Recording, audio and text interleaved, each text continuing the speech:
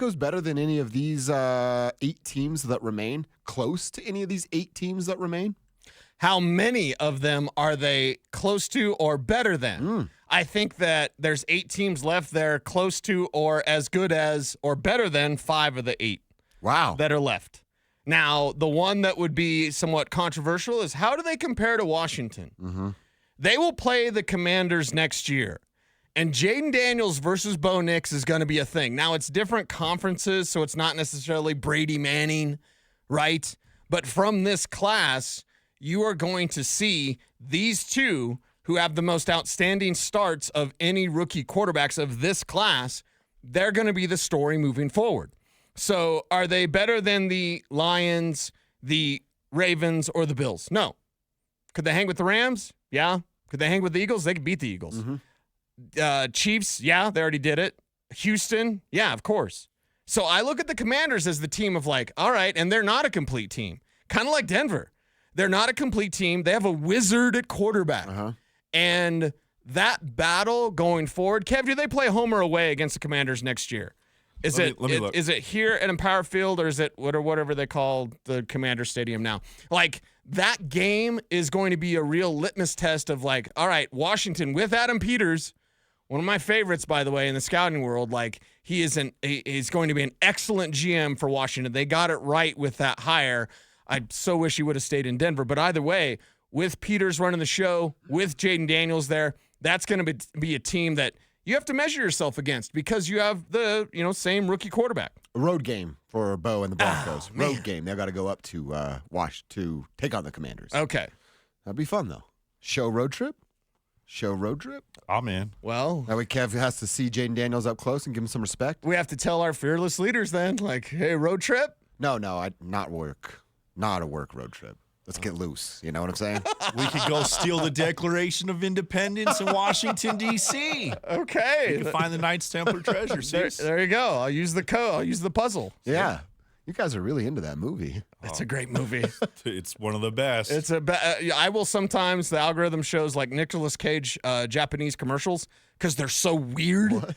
Once you watch one, you want to see like the rest because it's Nick Cage doing Nick Cage stuff and weird soda. Or I think he was selling like jam one time. Okay. It was like. He just does that thing. Like, it's always cold or something. Yeah. Well, Kev would be doing that seeing Jaden Daniels. So I think that the question for the RamosLaw.com text line at 303-713-1043 and for our YouTube commenters, like Jaden Daniels, Bo Nix, how excited are you to see this competition really grow and this rivalry, maybe under the radar again, different conferences, but this kind of rivalry grow? Because right now, I can't tell you if they're better than the Commanders or not. I can tell you they're as good or better than the Chiefs. I agree and with that's you. the 2-time Super Bowl champion. With the Commanders, I don't know because we don't know how good Bo Nix is going to be. We don't know how good Jaden Daniels is going to be. Think about what we're doing right now, too, with the Lamar and Josh conversation.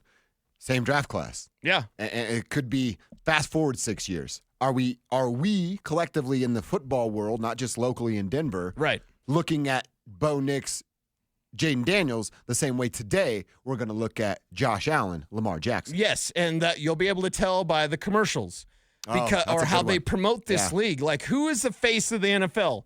Lamar Jackson, Josh Allen, Dan Campbell probably. If you say the Lions, like I don't think it's really Jared Goff. He's a coach up there trying to get me to go to Applebee's and get wings, right? Exactly. Dan Campbell's the face of the franchise, the league. And if you are an NFL team, you take on the personality of your head coach or your quarterback. Well, the Lions have taken on the personality of Dan Campbell. No doubt, dude. Can Bo Nix be in that like face of the NFL? He's already the franchise quarterback. Greg Penner said it. George Payton said it. Sean Payton said it. We have our guy. The Denver Broncos do not have to search. The search is over. It is done. It's Bo Nix. He's the man. So in Washington, their search is over. They have Jaden Daniels, and he's amazing. So this kind of competition, like, it'll be as teams. How are they constructing? What are the Commanders doing to put more around Jaden Daniels? Because just like people will lament, like, the Broncos need receiver help. Well, look at what's around. And all due respect to Terry McLaurin, but Terry McLaurin and Cortland Sutton. I kind of like Cord a little bit better. You can make the argument Terry's better. I might make that argument. Yeah, and then look at who else. Can anyone name a Washington receiver that's not Terry McLaurin? Seriously. They used to have Pierre-Luc Gagon or whatever, right? That guy was cool. Pierre Pierre Garçon? Oh, am I thinking the MMA fighter? Or a skateboarder? Actually, Yeah. he's a pro skateboarder. He's a skateboarder. Yeah. Okay. Yeah. Okay. Well, Jaden Daniels out there working with Olamide Zacchaeus, Oh, I love Zacchaeus. Diami Brown. I actually had a pretty good game last weekend. Well, Luke McCaffrey. You might be able to name Luke McCaffrey, but Luke's barely playing this year. Jameson get louder with Crowder. Oh, Jameson Crowder. Kev's favorite show on YouTube, Louder with Crowder. But it's like, okay, KJ Osborne.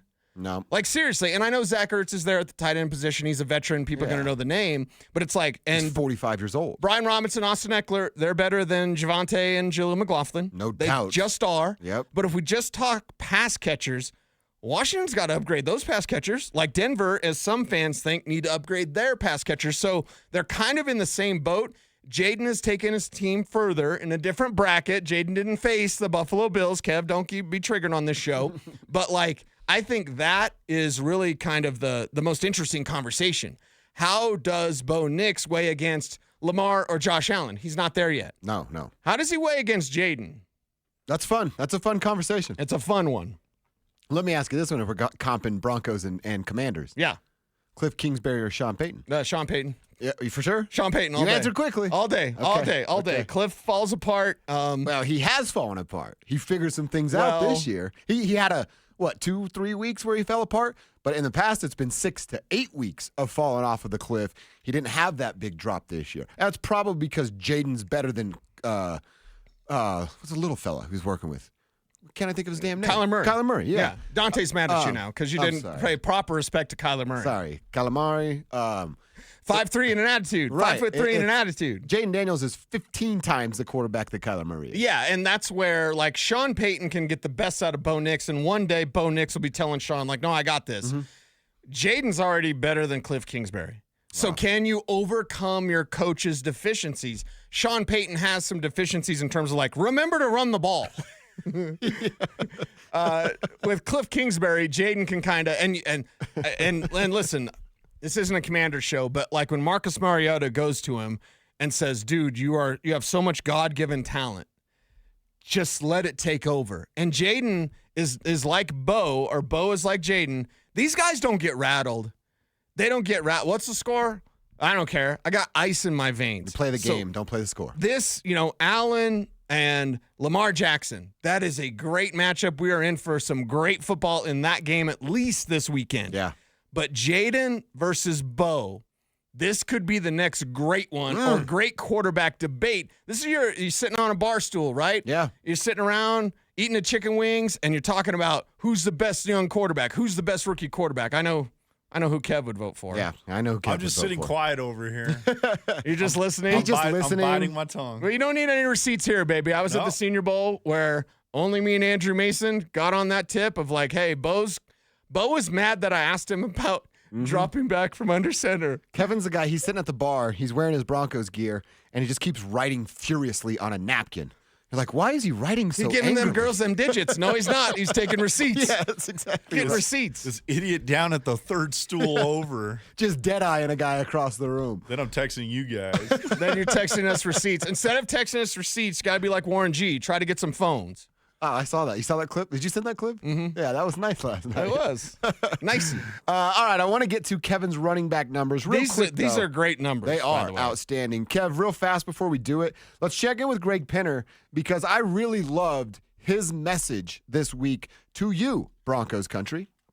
I will say that while we're incredibly pleased with the progress and a number of accomplishments this year, we don't at all feel like we're satisfied with where we are, and we know this offseason is going to be another critical one for us to build for the future. And then the last thing I'll just say is to Broncos country, our fans are fantastic. They had a long stretch of where we tried their patience, and we feel like we're starting to deliver for them. And main message to them is, we've got our sights set really high, and we're going to be doing everything we can to continue to build a great team and compete for championships. So I love the message. We're going to hear from Greg a little bit here in this hour as to what he had to say, but I absolutely love that message. And when he was saying it in real time, my thoughts were One, he's saying we know what you endured over the last 9 or so years. Right. Then he says we have high expectations. I absolutely love hearing that. He's talking about winning Super Bowls, guys, Super Bowls. Their expectation isn't to get to the divisional round and play against the Chiefs. It's to beat the damn Chiefs, host an AFC championship game, and then win a Super Bowl sooner rather than later. But I also thought to myself, he's so aware. And everything he said, like if you were listening, like this guy's there, he's having conversations, he's as he said, enabling folks and then holding them accountable. I freaking love that line so much. But I also thought to myself, we just sat through it because of who Pat was, Mr. Bowen and his family, who he was and how serious he took the ownership of the Denver Broncos.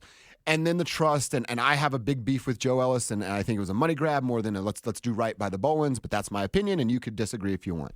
And now we're in the hands of Greg Penner and Robson Walton and Carey as well, who gets credit for this. We will never go through another 9-year gap like that. As long as Greg Penner is sitting in that office at Broncos Park, powered by Common Spirit, there will never be another 9-year gap where we live in the world of suck, where we in Broncos country are the laughing stock of the NFL. That will never happen again because of Greg Penner. Broncos country, we're so fortunate to have gone from Pat to Greg. I know the in-between sucked, but we'll never feel that again. Ever. Hey, Richie, that's a promo. When you're saying that, I'm getting fired up because when this team was purchased by the Walton Penner Group and just studying rich people, I'd like to be one. I go, oh, they don't fail at what they do. They don't fail at anything. At all.